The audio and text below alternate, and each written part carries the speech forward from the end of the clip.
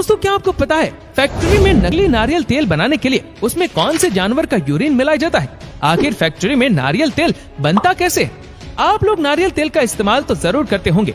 कुछ लोग नारियल तेल को हेयर ऑयल के रूप में इस्तेमाल करते हैं और कुछ लोग इसका इस्तेमाल मालिश के लिए भी करते हैं। साउथ इंडिया में तो नारियल तेल से खाना भी बनाया जाता है और यकीन मानिए नारियल तेल में फ्राइड फूड खाने में काफी टेस्टी भी होते। आज हम आपको बताएंगे कोकोनट ऑयल फैक्ट्री में कैसे बनाया जाता है, तो चलिए देखते हैं। सबसे पहले तो नारियल को पेड़ों से कुछ इस तरह से तोड़ लिया जाता है और फिर इन सभी नारियलों को इकट्ठा कर ट्रांसपोर्टेशन के जरिए फैक्ट्री में लाया जाता है। इन ताजे कोकोनट को सबसे पहले कुछ दिन सुखाया जाता है और फिर इन सभी नारियलों को सबसे पहले इस डीहस्कर मशीन में डाल दिया जाता है, जो नारियल के ऊपर से बड़ी आसानी से सारा छिलका उतार देती है और इन सभी उतरे हुए छिलकों को रस्सी बनाने वाली फैक्ट्री में भेज दिया जाता है, जहाँ पर इसके छिलके से कुछ इस प्रकार से ये मजबूत रस्सी बनाई जाती है।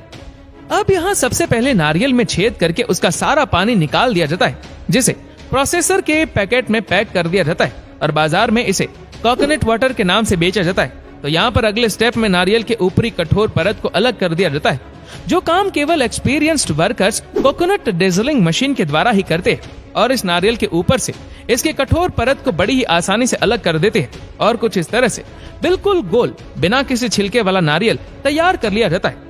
लेकिन इसका तेल बनाने के लिए नारियल के केवल सफेद भाग का ही इस्तेमाल किया जाता है, इसलिए नारियल के ऊपर जो पतला सा छिलका होता है उसे कुछ ऐसे ये वर्कर्स बड़ी सफाई से छीन लेते हैं और नारियल एकदम सफेद बर्फ के गोले जैसा दिखने लगता है।